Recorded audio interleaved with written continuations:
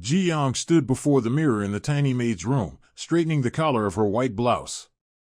She was 32, yet the reflection staring back at her looked like a woman who had lived 2 lives. Her dark hair was tied into a simple ponytail. Her bare face looked pale but clean. In her brown eyes lay a certain alertness, the habit of someone who had learned to notice details because her survival had once depended on it. Today was her first day working in the Yoon household. A month earlier, she had seen an ad seeking a nanny for a 4-year-old boy. The pay was generous, and the position included a private room on the grounds of a mansion in the prestigious Gangnam-gu district. Ji Young had sent in her resume without much hope. She had no letters of recommendation from previous employers, only a childcare certificate she had earned 6 months before. But Mrs. Yoon So-ra had invited her for an interview. A tall, elegant woman in her 40s, Mrs. Yoon received Ji Young in a spacious living room where huge windows looked out onto a garden of perfectly trimmed hedges. She wore a beige suit, her chestnut hair styled in soft waves, and on her wrist gleamed a watch that probably cost as much as a clerk's yearly salary. "Tell me about yourself," she said, gesturing for Ji Young to take the seat across from her. Ji Young had prepared her answer in advance. She spoke the truth, though not all of it. Yes, she had been married. Yes, the marriage had ended 4 years ago. No, she had no children. That last part had been the hardest to say, but she managed it evenly, without a tremor in her voice. "Why do you want to work as a nanny?" Mrs. Yoon asked, studying her face intently. "I love children," Ji Young replied, and that, too, was true.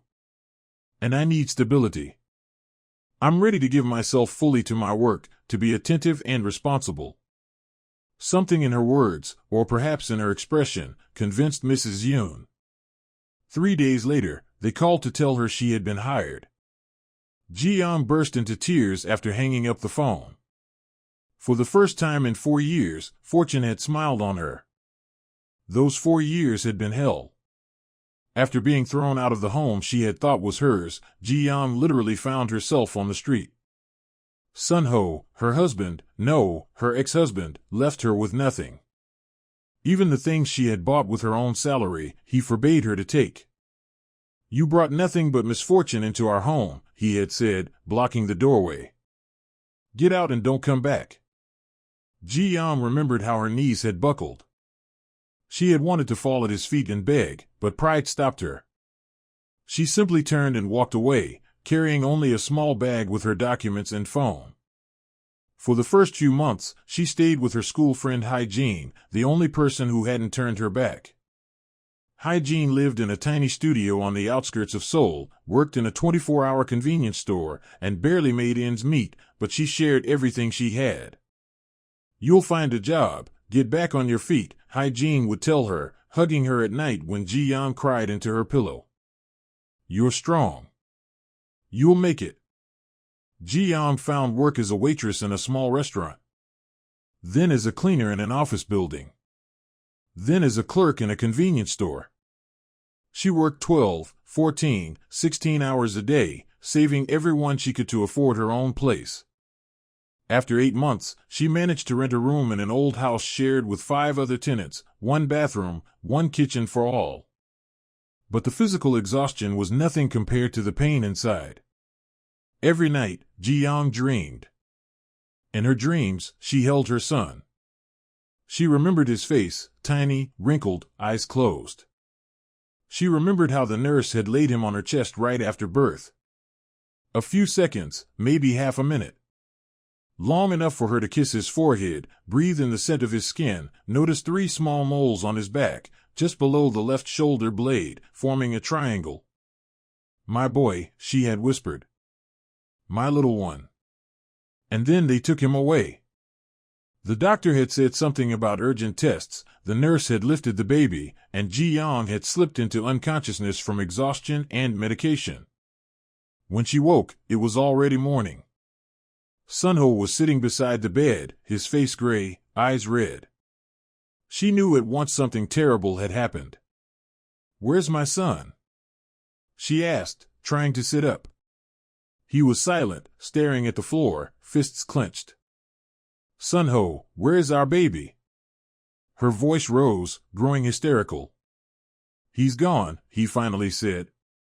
He had a severe defect. The doctors couldn't do anything. The world collapsed.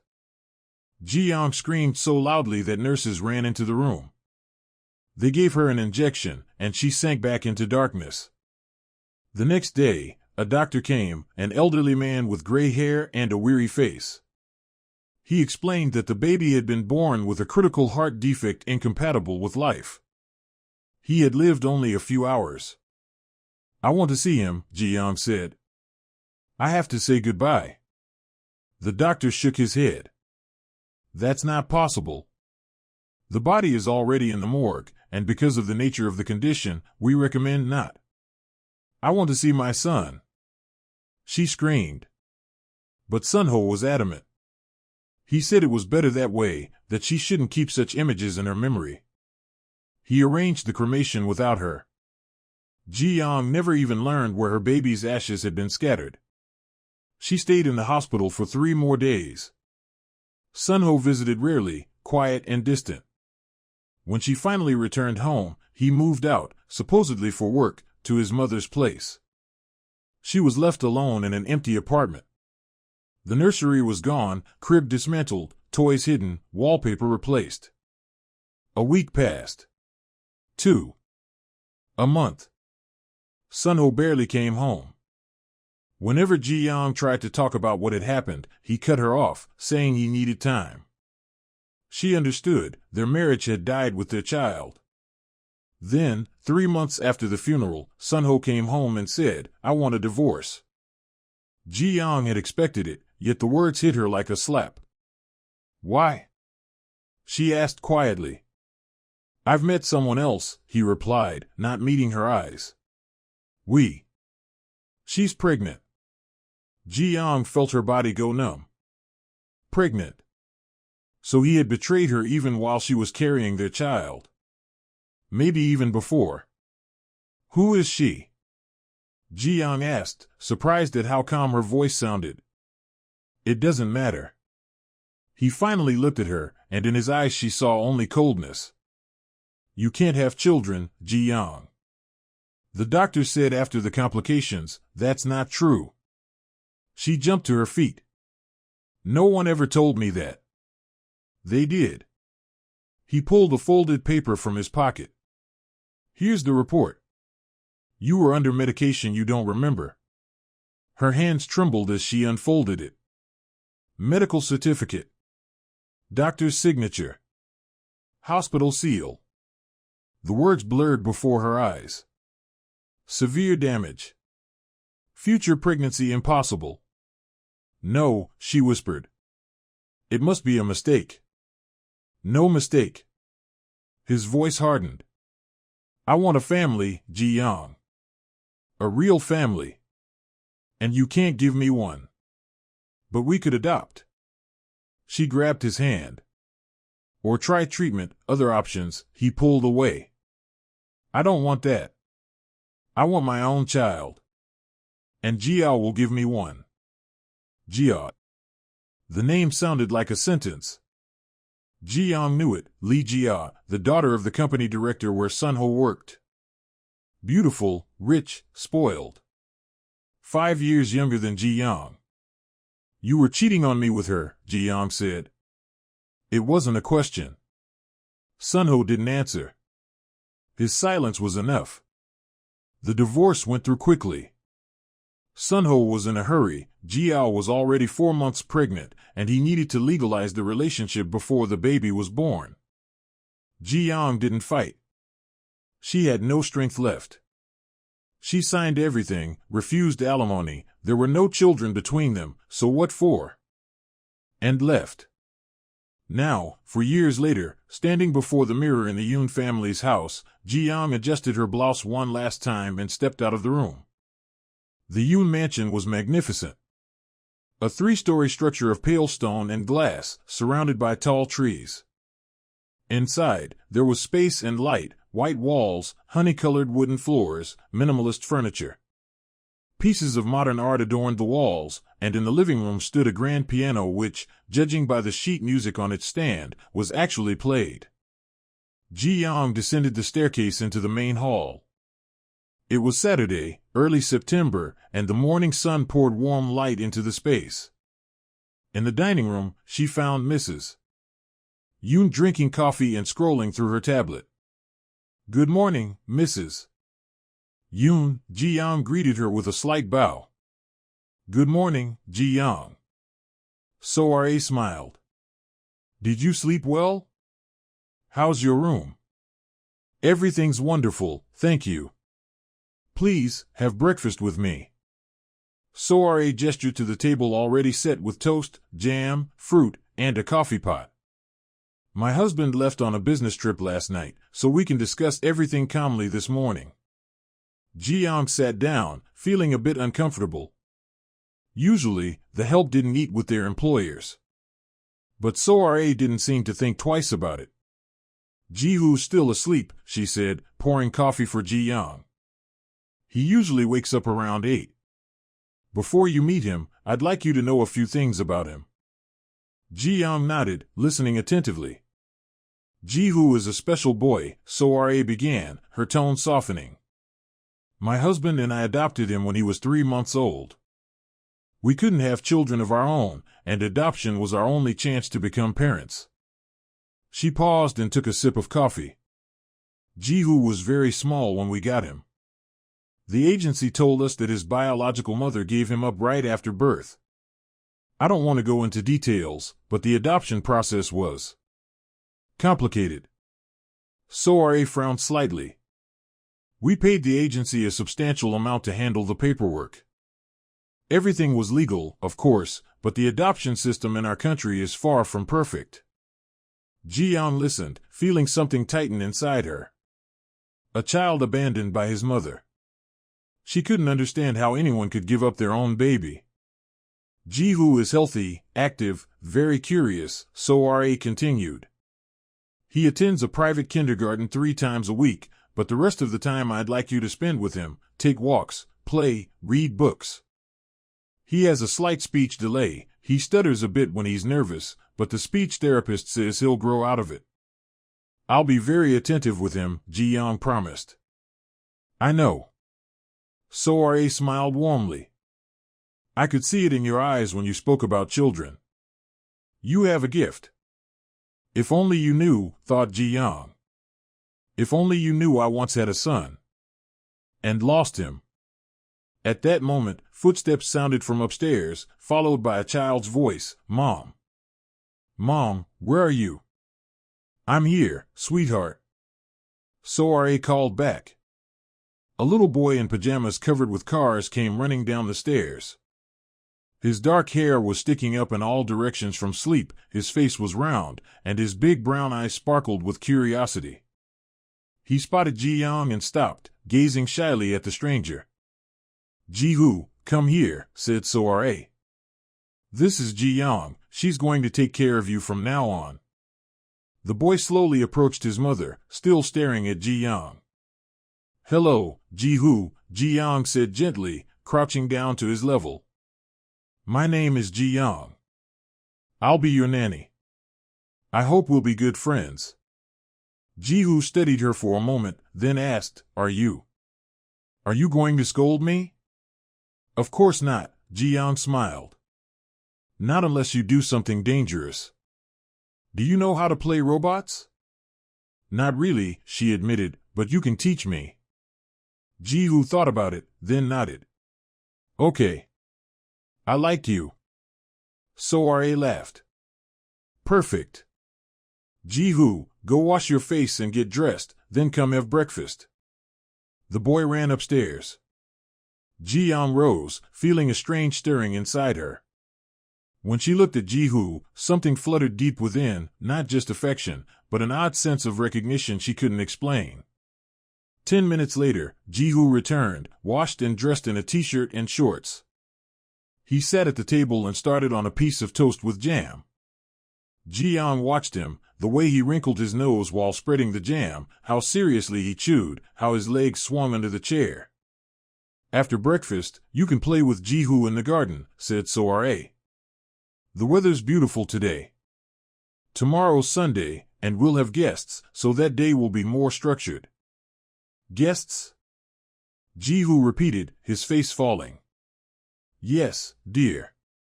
Aunt Minji and Uncle will come with their daughter. You like playing with Sohee, don't you? Jihu shrugged, clearly unenthusiastic. After breakfast, Ji-young took the boy out to the garden. The grounds were vast, lawns, flower beds, swings, a sandbox, and a small pool shaded by a canopy. Jihu ran straight to the swings. Push me, he called. Ji-young began to push him gently, watching as he soared higher, laughing. His joy was infectious. She caught herself smiling, too. They spent almost 2 hours in the garden. Jihu showed her his favorite spots, the tree he was learning to climb, the stones under which the beetles lived, a flower he claimed was magical. If you make a wish and smell it, it'll come true, he explained earnestly. Really? Ji-young knelt beside him. Have you made a wish? Jihu nodded. I wished for a little brother. But he hasn't come yet. Ji-young's heart clenched. She brushed his hair gently. Maybe that wish just needs a little more time. By noon, they returned to the house. Jihu was tired and wanted to lie down. Ji-young took him to the nursery, a bright, spacious room filled with toys, books, and colorful drawings on the walls. The boy climbed onto the bed, and Ji-young covered him with a light blanket. Ji-young, he said softly as she was about to leave. Yes? You'll stay? You won't go away? His voice was so uncertain, so full of need, that Ji-young returned and sat on the edge of the bed. I'm not going anywhere, Jihu. I promise. The boy smiled and closed his eyes. Within minutes, he was asleep. Ji-young sat beside him, watching his face, so small, so defenseless. Adopted. Deprived of his biological mother. She imagined the woman who had given him up 4 years ago. How could she? How could anyone abandon their own child? Ji-young rose quietly and left the room. Sunday began with bustle. Sora was preparing for the guests' arrival, giving instructions to the cook and the maid. Ji-young kept out of the way, keeping Jihu occupied in his room. The boy was in a gloomy mood, clearly, he wasn't looking forward to having visitors. I don't want to play with Sohee, he whined. She always takes my toys. Maybe you could share them? Ji-young suggested. I don't want to. At 2 o'clock, the guests arrived. Ji-young heard voices downstairs, the clinking of glasses, laughter. Sora came up to the nursery. Jihu, go downstairs and say hello to Aunt Minji, she said. The boy pouted but obeyed. Ji-young followed. Downstairs, in the living room, stood a couple in their mid-30s, a woman in an elegant dress and a man in a shirt and slacks. Near them twirled a little girl of about 5, wearing a pink dress. Jihu. The woman crouched down and opened her arms. You've grown so much. Jihu approached reluctantly and allowed himself to be hugged. Sohee, say hello to Jihu, the woman said to her daughter. The girl ran up to the boy and grabbed his hand. Let's play. Jihu tried to pull away, but Sohee was already dragging him toward the toys. Ji-young wanted to follow them, but Sora stopped her with a gesture. Let them play. You can take a little rest. I'll call you if I need you. Ji-young nodded and went up to her room. Through the window, she could see Jihu and Sohee running among the trees in the garden. The girl was certainly energetic, bossy, even. She gave the orders, made the rules of the game. Jihu looked miserable. Ji-young lay down on the bed, trying to rest, but couldn't. The image of Jihu haunted her. There was something in his face, in his eyes, that stirred a vague unease, a fleeting memory she couldn't grasp. She got up and went to the window. The children were now sitting in the sandbox. Suddenly he snatched Ji-hoo's shovel, and the boy tried to take it back. The girl screamed, and Ji-hoo let go, stepping back. Ji-young saw his lips trembling. He turned and ran toward the house. Ji-young stepped into the hallway and saw Ji-hoo climbing the stairs, sobbing. She knelt down in front of him. What happened? She took my shovel. The boy stammered, as he always did when upset. And she said I'm stupid. Oh, sweetheart. Ji-young hugged him. Don't listen to her. She just doesn't know how to share. I don't like her, Ji-hoo sniffled. Don't say that, Ji-young said gently, wiping his tears. You know what? Let's go to my room, and I'll read you a story. Ji-hoo nodded. They went to Ji-young's room, and the boy climbed onto her bed. She took a children's book she'd brought from his room and sat beside him. Ji-hoo nestled close to her, listening to her voice, and slowly calmed down. Half an hour later, he fell asleep. Ji-young carefully slipped away and covered him with a blanket. Then she quietly left to go downstairs and tell Soare that Ji-hoo was resting. On her way down, she met Min-ji, who was coming up the stairs. Oh, you must be the nanny, the woman said. Where's Ji-hoo? He's asleep in my room, Ji-young replied. He got a little tired. Min-ji gave her a skeptical look. Soare spoils that boy too much. He needs discipline. Ji-young stayed silent, not wanting to argue. Well, let him sleep, Min-ji said with a dismissive wave. Tell Soare we'll be leaving soon. The guests left an hour later. Soare went upstairs and peeked into Ji-young's room, where Ji-hoo was still sleeping. He's already so attached to you, she said softly. That's good. I'm glad I hired you. I'm doing my best, Ji-young replied just as quietly. Min-ji's an old friend, but she can be a bit too sharp, Soare sighed. Don't mind what she says. I'm not offended. Soare nodded and left. Ji-young stayed in the armchair, watching the sleeping Ji-hoo. The boy was breathing softly, his small hand clutching the edge of the blanket. He looked so peaceful, so defenseless. That evening, when Ji-hoo woke up, the three of them, Ji-young, Soare, and Ji-hoo, had dinner together. Mr. Yoon, Soare's husband, was due back in 3 days. Soare spoke about his work. He was an architect, the head of his own firm, often traveling around the country for client meetings. After dinner, Ji-young took Ji-hoo to the bathroom to bathe him before bed. The boy splashed happily in the water, playing with rubber toys. Ji-young sat beside him, watching to make sure he didn't swallow any water. Ji-young, do you have kids? Ji-hoo suddenly asked. The question caught her off guard. She froze, unsure what to say. No, she managed at last. I don't have children. Why not? It just happened that way. Would you like to?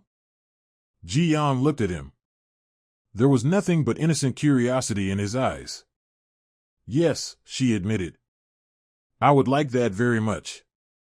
Then I'll be your son, Ji-hoo said seriously. Would you like that? The words hit her like a wave. Ji-young felt a lump rise in her throat. Thank you, Ji-hoo, she whispered. That's very sweet of you. She finished washing him and wrapped him in a big towel. The boy was warm and pink from the hot water. Ji-young carried him to his bedroom and helped him into his pajamas. Ji-hoo crawled into bed, and she sat beside him to read a bedtime story. Ji-young, he said when she closed the book. Yes? I'm glad you're here. I'm glad too, Ji-hoo. She kissed his forehead and turned off the light, leaving only the night lamp on. The boy curled up and closed his eyes. Ji-young stepped out of the room and closed the door. In the hallway, she leaned against the wall, trying to steady her emotions. Her attachment to Ji-hoo was growing stronger by the hour. It was dangerous, she knew that. But she couldn't stop it. A week passed. Ji-young settled into the rhythm of the Yoon family's life. Every morning she woke at 7, prepared Ji-hoo's breakfast, and they spent time together, walking, playing, reading. On Mondays, Wednesdays, and Fridays, Ji-hoo went to kindergarten, and Ji-young took him there and brought him back. On the other days, they were on their own. So-ra often went out to meet friends or attend charity events. She was on the board of several organizations. Mr. Yoon returned from his business trip on Wednesday evening. He was a tall man in his early 40s, with gray at his temples and a kind smile. He greeted Ji-young warmly and thanked her for taking such good care of his son. "Ji-hoo's really attached to you," he said over dinner. "All he talks about is, Ji-young this, Ji-young that." Ji-young smiled shyly. "He's a wonderful boy. We love him very much," added So-ra, glancing at the sleeping Ji-hoo in the next room. "He gave us something we could never have ourselves." Ji-young saw the love in their eyes. They were good people, devoted parents. Ji-hoo was lucky to have them. But with each passing day, Ji-young felt growing unease. There was something about Ji-hoo's face, his gestures, that wouldn't let her rest. Sometimes, when the boy smiled in a certain way or tilted his head just so, a strange thought pierced her. I know that expression. I've seen it before. But where? When? On Saturday of her second week at work, Ji-young was bathing Ji-hoo. It had already become a ritual. Every evening after playing in the garden, the boy needed a proper bath. He splashed in the foam, built castles out of soap bubbles, and Ji-young laughed along with him. "All right, that's enough playing, time to wash," she said, picking up the sponge. Ji-hoo obediently turned his back to her. Ji-young lathered the sponge and ran it across his shoulders, then lower, toward his shoulder blades. And froze. On Ji-hoo's back, just below his left shoulder blade, were 3 tiny moles. 3 dots forming a triangle. The world tilted. The sponge slipped from her hand into the water. Blood thundered in her ears. "No. That's impossible." "Ji-young?" Ji-hoo turned around, frightened by her sudden stillness. "Is something wrong?" "No, nothing," she stammered. "Everything's fine." With trembling hands, she picked up the sponge and quickly finished washing him. Then she lifted him out of the bath, wrapped him in a towel, and led him to the bedroom. All the while, her mind was racing. 3 moles. A triangle. In the same place as her son's. But it's a coincidence. It has to be a coincidence. Lots of people have moles. It doesn't mean anything. Yet an inner voice whispered, "What if it does?" Ji-young helped Ji-hoo get dressed, read him a bedtime story, and waited until he fell asleep. Then she slipped out of the room and hurried to her own. She shut the door and leaned against it, struggling to breathe. The moles. 3 dots forming a triangle. She remembered them so clearly. When the nurse had laid her newborn on her chest, Ji-young had seen his tiny back, delicate, soft, with 3 small moles just below the left shoulder blade. She had thought then that it looked like a constellation. A sign. A mark of fate. And now she had seen the same moles on Ji-hoo's back. Ji-young went to the window, staring into the dark garden. Her thoughts spun wildly, each one more impossible than the last. Ji-hoo had been adopted when he was 3 months old. He was now 4.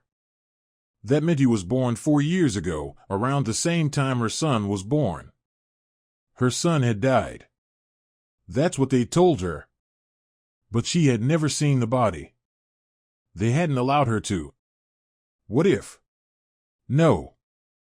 That's insane. She was thinking crazy things. But what if her son hadn't died? What if he had been taken, stolen, sold? Ji-young remembered So-ra's words. The adoption process was complicated. We paid the agency a substantial amount. The agency. A private agency. Her heart pounded so hard she thought it would burst out of her chest. She lay down on the bed, trying to calm herself, but couldn't. The thoughts wouldn't stop. She had to find out the truth. But how? Over the next few days, Ji-young lived in a constant state of tension. She tried to act normal, to play with Ji-hoo, to do her job, but inside, a storm was raging. Every time she looked at the boy, she searched for more similarities. And she found them. Ji-hoo's ears had the same shape as hers. His eyebrows, thick and dark, arched the same way.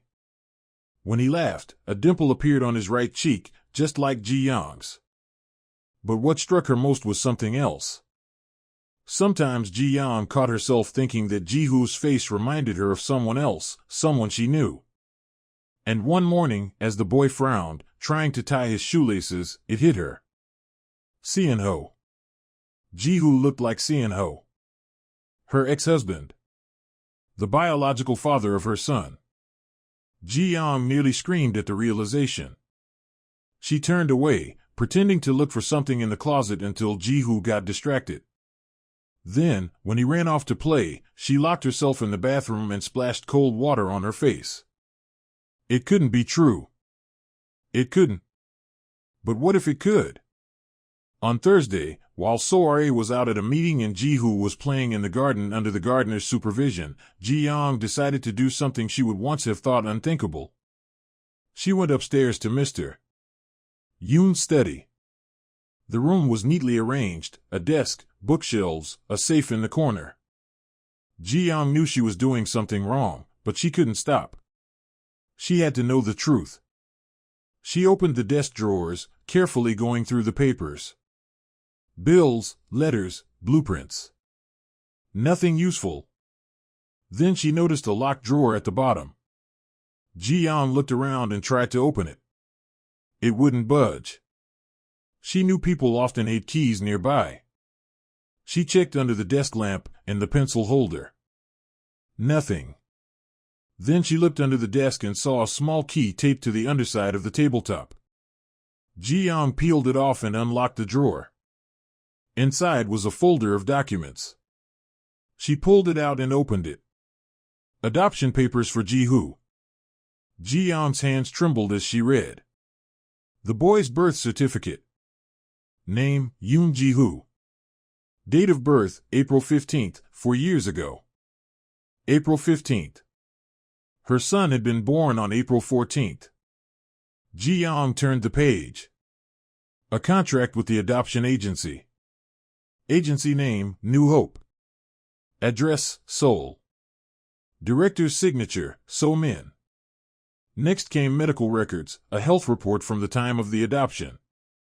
Ji-young skimmed through it and froze at one line, blood type, BIIRH+. Her own blood type was B positive. So was Seon-ho's. Ji-young took photos of all the documents on her phone. Then she carefully put everything back, locked the drawer, returned the key to its place, and left the study. That evening, after Ji-hoo had gone to bed, Ji-young sat in her room studying the photos. She searched the internet for information about the New Hope Agency. She found their website, standard details about adoption services, contact info, pictures of happy families. Then she typed into the search bar, illegal adoption Seoul. Articles appeared. About agencies operating unlawfully, buying babies from poor mothers, stealing them from hospitals. About cases where biological parents were told their babies had died, when in fact they had been sold. Ji-young kept reading, and with every article her conviction grew stronger. Her son hadn't just been taken. He had been stolen. And sold to the Yoon family. But she needed proof. Irrefutable proof. The next day, Friday, Ji-young took Ji-hoo to kindergarten, and instead of returning home, she went to the city center. She had found the address of a private detective, an advertisement pinned to a post near the subway station. A small office on the third floor of an old building. The detective, Mr. Ho Young-soo, was a man in his 50s with a tired face and sharp eyes. "How can I help you?" he asked, motioning to a chair. Ji-young sat down, clutching her bag on her lap. I need you to investigate something, she began. It's about possibly my son. She told him everything. About giving birth 4 years ago, being told her baby had died, never seeing the body. About her work as a nanny, the moles on Ji-hoo's back, the documents she'd found. Ho Young-soo listened silently, taking notes. You want to determine whether this boy is your biological son, he summarized. Yes. For that, we'll need a DNA test. Can you get a sample? Hair? Ji-young had already thought of that. Yes, that'll work. A few strands with the root. And yours, of course. How much will it cost? Ho Young-soo named a sum. Ji-young flinched. It was almost half of her monthly salary. But she had no choice. All right, she said quietly. I'll pay. There's one more thing, the detective added. You mentioned the agency New Hope. I've heard of them. Their reputation isn't exactly clean. A few years ago there were rumors of illegal adoptions, but nothing was proven.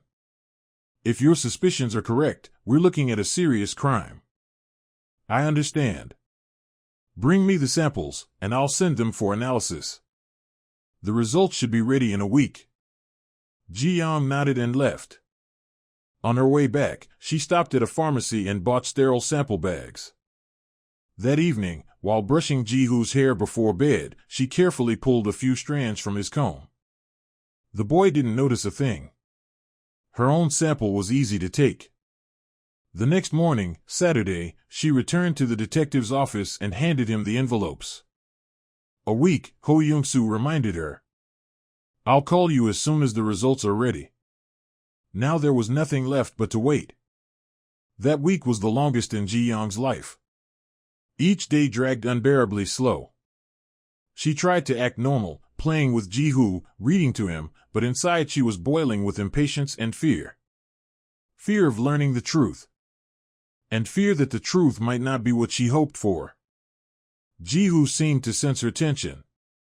He had become more clingy, often asking her to sit with him, to hold him. Ji-young, are you sad? He asked one afternoon while they sat in the garden. No, sweetheart, she lied. Just a little tired. Can I hug you so you won't be sad? The boy wrapped his arms around her, and Ji-young felt tears sting her eyes. She hugged him tightly. Thank you, Ji-hoo. You're so kind. On Wednesday, something happened that tore open old wounds. Ji-young was dropping Ji-hoo off at kindergarten when they ran into a woman picking up her daughter. Ji-young looked at her and froze.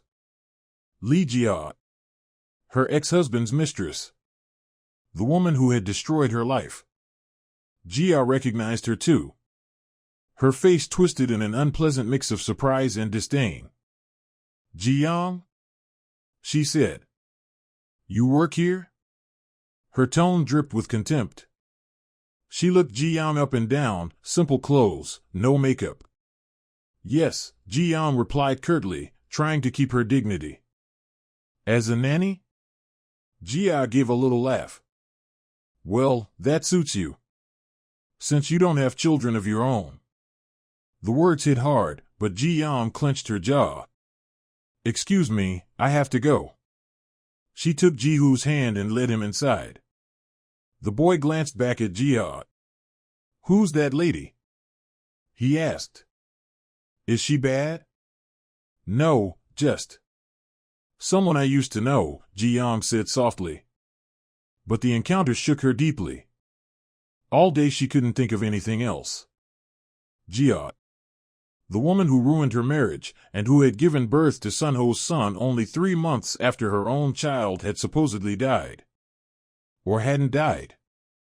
That evening, after dinner, Soare asked, Ji-young, is everything all right? You seem distracted today.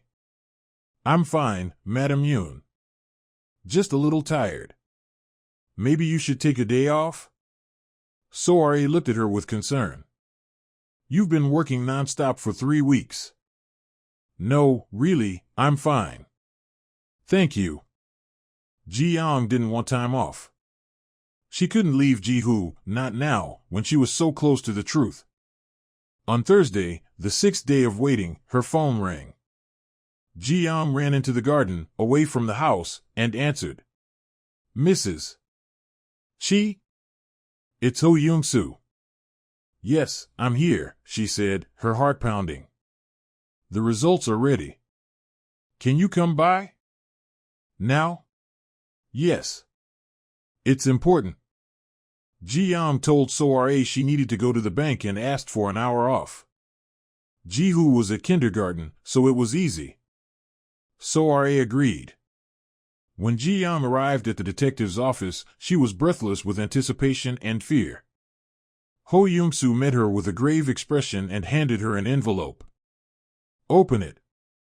Ji-young took it with trembling hands. She pulled out the paper and read, probability of maternity, 99.99%. The world spun. She grabbed the edge of the desk to keep from falling. Is this true? She whispered. Yes, Ho Young-soo confirmed. Ji-hoo is your biological son.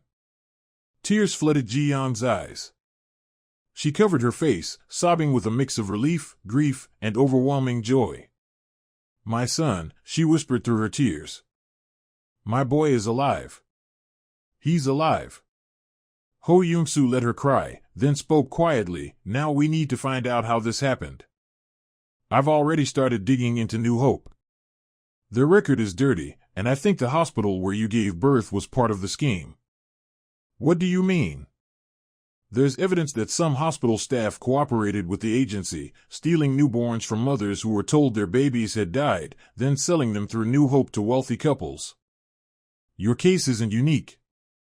Ji-young felt cold horror spreading through her. But why? Why me? Perhaps someone paid them to take your child specifically, Ho Young-soo said, watching her closely. You mentioned your husband wanted a divorce, and his mistress supposedly gave birth to his son soon after. Doesn't that strike you as suspicious? Ji-young went pale. You think Sun-ho and Ji-ao were involved? I do. And I intend to prove it. Give me 1 more week, I'll find the evidence. Ji-young nodded, speechless. She took the test results and left. On the bus home, she couldn't stop crying. Passengers stared, but she didn't care. Ji-hoo was her son. Her flesh and blood. The child she had mourned for 4 years. He was alive. All this time he had been alive, growing, laughing, playing, and she never knew. And Sun-ho and Ji-ao. If the detective was right, they had stolen her baby. Taken him from her and passed him off as their own. Rage, hot and blinding, flared in her chest. How could they? How could they do this? But the anger mingled with fear. What now?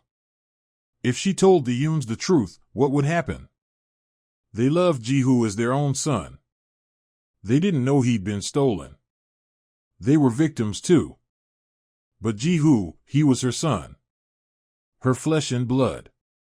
She had the right to him. Ji-young returned to the mansion just in time to pick Ji-hoo up from kindergarten. She walked there on foot, trying to calm herself down. When she arrived, the boy ran toward her, beaming. Ji-young. Look what I drew. He handed her a piece of paper covered in uneven little figures representing 2 people. That's me and you. Ji-young took the drawing, her throat tightening. It's beautiful, Ji-hoo. You're my favorite nanny, the boy said, grabbing her hand. Ji-young swallowed hard. Not nanny, she wanted to say. I'm your mother. Your real mother. That evening, when Ji-hoo was asleep, Ji-young sat in her room staring at the DNA test results. 99.99%. Irrefutable. She had to tell So-ra and Tae-young. But when? How? What if they didn't believe her? What if they tried to take Ji-hoo and disappear? No, she had to wait until the detective gathered all the evidence. Then she could present the whole picture. The next day, Friday, Ji-young took Ji-hoo to the park. The boy ran around, played on the swings, and laughed. Ji-young sat on a bench watching him, and for the first time in 4 years, she felt something close to happiness. Her son was alive. And he was right there with her. But her happiness was poisoned by the fear of losing him again. That evening, she received a call from Ho Young-soo. "I found something important," he said. "I need to show you. Can you come tomorrow?" Yes, of course. On Saturday, Ji-young asked for another day off, citing personal matters. So-ra was understanding. She didn't even ask for details. At the detective's office, Ji-young found photographs and documents spread across the desk. "I looked into your ex. Lee Jia," Ho Young-soo began. "And I found some interesting things. First, take a look at these photos." He showed Ji-young printouts from social media, photos of Jia from 4 years ago, wearing different dresses, each supposedly showing her growing pregnant belly. "Now look closely," the detective continued. "See the inconsistencies?" Ji-young leaned in. In one photo, marked as the 5th month of pregnancy, Jia's belly was quite large. In the next, taken only a week later, it looked noticeably smaller. "They're fake bellies," Ho Young-soo said. "I showed the photos to an expert. He confirmed it wasn't a real pregnancy." Ji-young stared at the pictures in disbelief. "But how? Are you saying she was never pregnant at all?" "Exactly. I checked her medical records. Lee Jia never visited an obstetric clinic.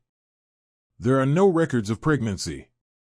But 3 years ago, she had a medical exam, and doctors diagnosed her with a condition that makes pregnancy nearly impossible. So she couldn't have a child." "Right. But she wanted everyone to think she could. And she got one, your child." Ji-young felt anger rising again in her chest. "Do you have proof of her connection to the agency?" "No direct proof yet," he said, "but I found something else." He handed her another document. "A bank statement from your ex-husband. 4 years ago, a week before your due date, he transferred a large sum to a woman named Seo Min, the director of the New Hope Adoption Agency." Ji-young grabbed the paper. "How much?" 50 million won. An enormous sum. Ji-young had never seen that kind of money. That was payment for stealing my son?" "It appears so. I also found a link between the agency and the hospital where you gave birth. One of the nurses who worked there 4 years ago, Hwang Ji-soo, quit a month after your case. She received a large payment from the agency. I believe she was the one who physically took your baby and handed him over." Ji-young sat frozen. It was all true. Her son had been stolen, ordered by Sun-ho and Jia. "What should I do?" she asked. "We have enough evidence to go to the police," said Ho Young-soo. "But first, you need to speak with the Yoon family. They deserve to know the truth. They're victims too." Ji-young nodded. Yes. It was time to tell them. On Sunday evening, after Ji-hoo had fallen asleep, Ji-young asked So-ra and Tae-yong to meet her. They gathered in the living room. The couple sat on the sofa, looking at her with mild concern. "What's wrong, Ji-young?" So-ra asked. Ji-young stood before them, gripping a folder of documents. Her heart was pounding, her hands trembled. She took a deep breath. "I need to tell you something very important," she began. "And it's going to shock you. But please, let me finish before you react." Tae-yong and So-ra exchanged a look. "We're listening," Tae-yong said. Ji-young opened the folder and pulled out a photograph of a newborn, the only picture she had of her son, taken in the hospital as he lay on her chest. "4 years ago, I gave birth to a son," she said softly. "But they told me he had died. They wouldn't let me see the body, wouldn't allow a funeral. I believed he was gone. For 4 years, I mourned him. Tears streamed down her face, but she continued. But he didn't die. He was stolen from the hospital and sold through an adoption agency. The agency was New Hope. Soare turned pale. Taeyong straightened up. What are you saying? He asked. Ji-young handed them the DNA test results. Ji-hoo is my biological son. I had a test done. Here are the results. Taeyong took the paper and read it. His face turned ashen. Soare clutched his hand, staring at the document. No, she whispered. That can't be true. I know it's shocking, said Ji-young, sitting down across from them. I was just as shocked. But it's the truth. The agency you adopted Ji-hoo through was involved in baby trafficking. They told mothers their babies had died, and then sold them. But how? How did you realize? Soare asked, her eyes wide. The birthmarks, Ji-young replied. On Ji-hoo's back, below his left shoulder blade, 3 moles in the shape of a triangle. I saw them on my baby when he was born. And when I saw them on Ji-hoo, I knew. Taeyong stood up and paced the room. That's impossible. The agency gave us all the documents. Everything was legal. The documents were forged, Ji-young said. The private detective I hired found proof.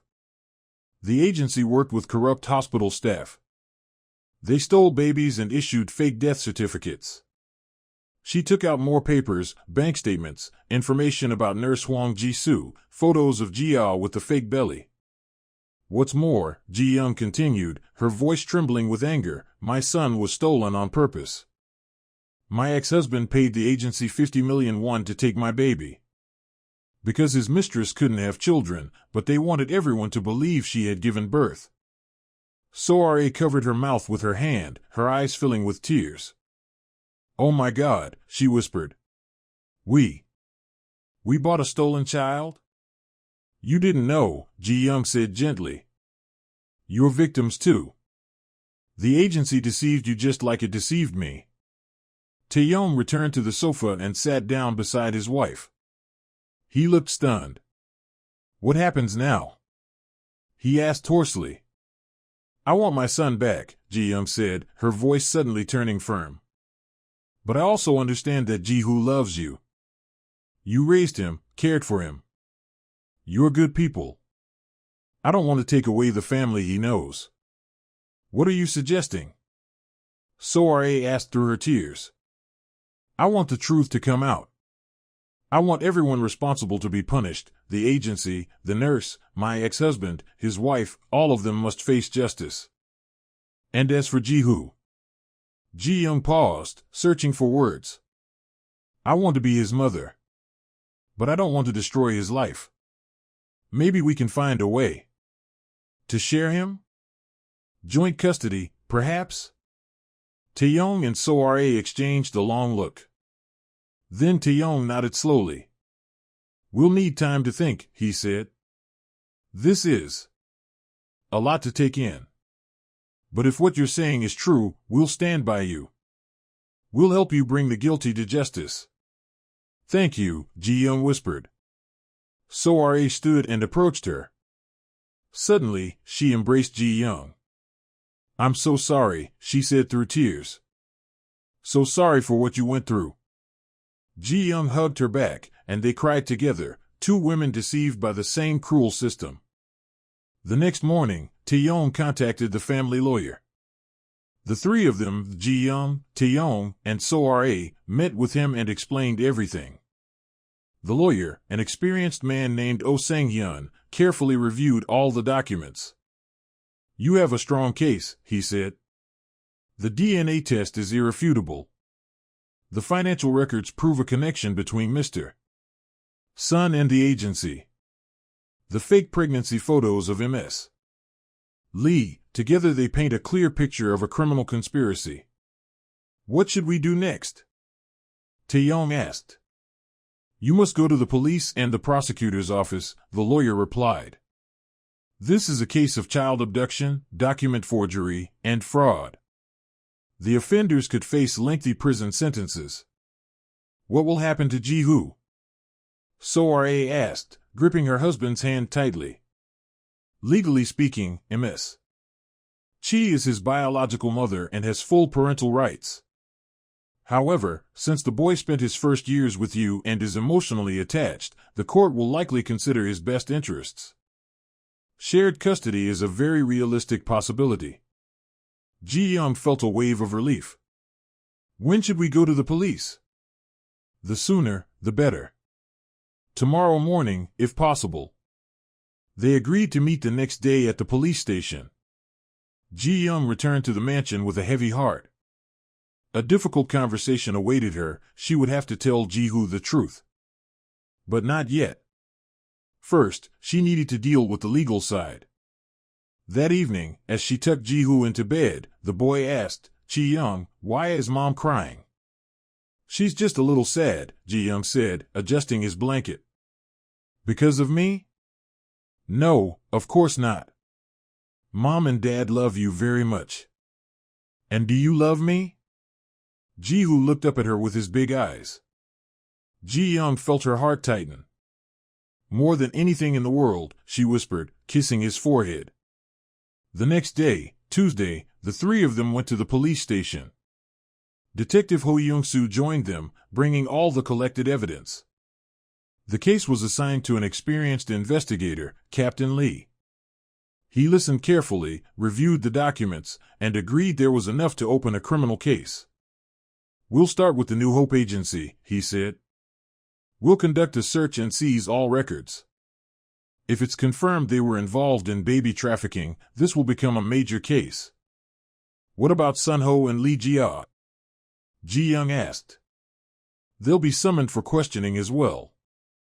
If it's proven they ordered the abduction, they'll be held accountable. Everything moved quickly.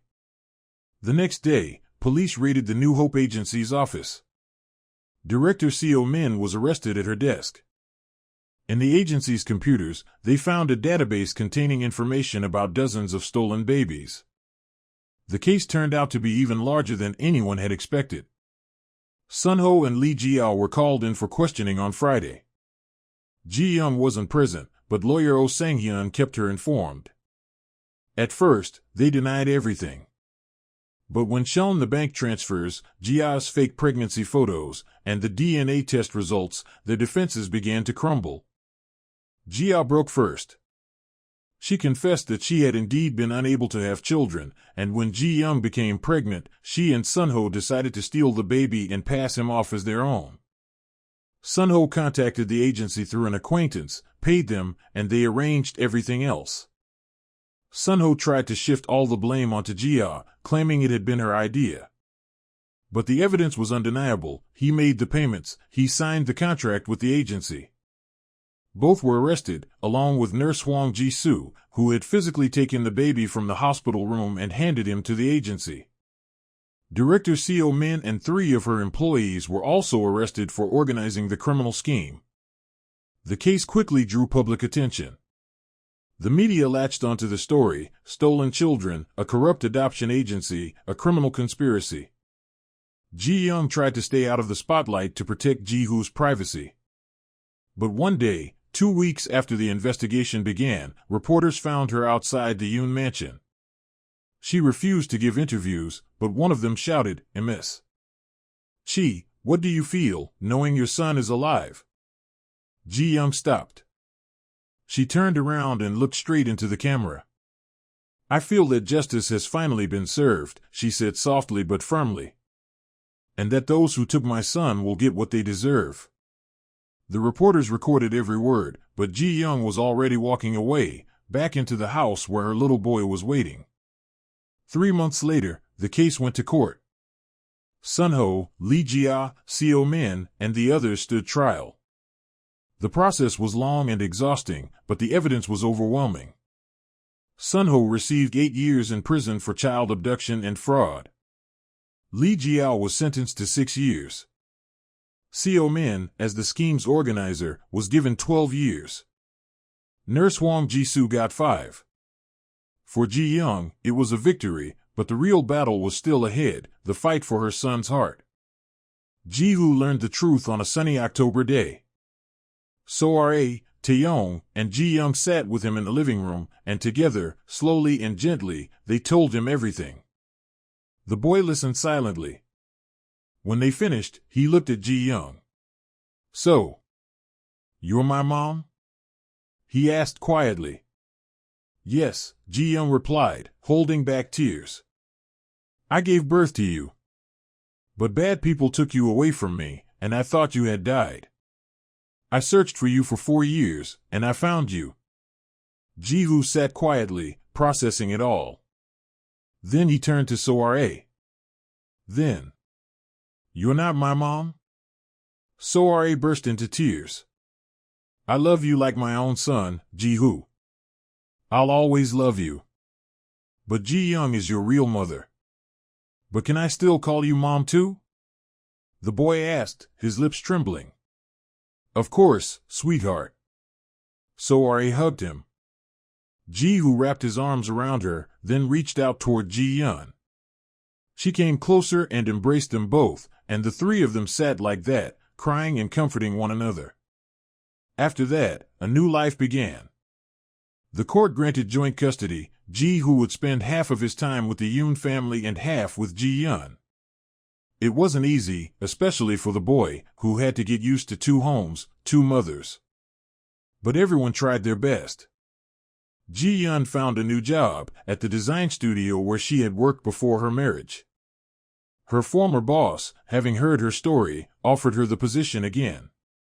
The salary was good, and the schedule flexible. Ji-young was able to rent a small but cozy apartment just 2 floors below, so that Ji-hoo could have his own room. The boy gradually adapted. At first, he was confused about what to call each of them, but over time he found a solution. So-ra was Mom, and Ji-young was Yama. Both mothers accepted this with gratitude. Taeyong and So-ra turned out to be remarkably generous. They didn't try to push Ji-young aside. On the contrary, they supported her in every possible way. They understood that Ji-hoo needed both mothers and did everything they could to make the transition smooth. One day, in December, while Ji-hoo was staying with Ji-young, they decorated a small Christmas tree together. The boy hung an ornament and looked at her.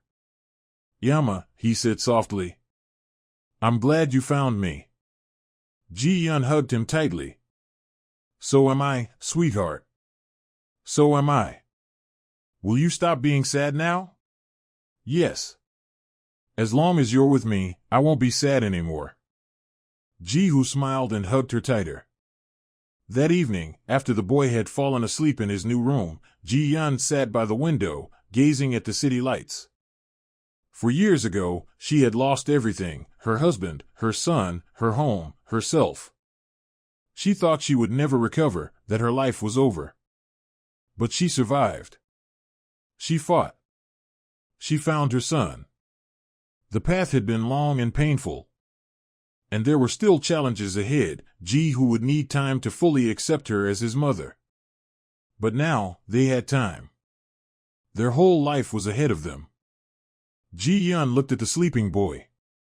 His face was calm, his breathing even.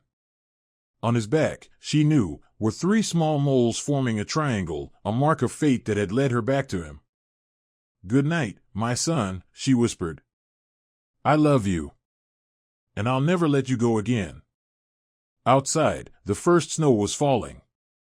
But inside the apartment, it was warm.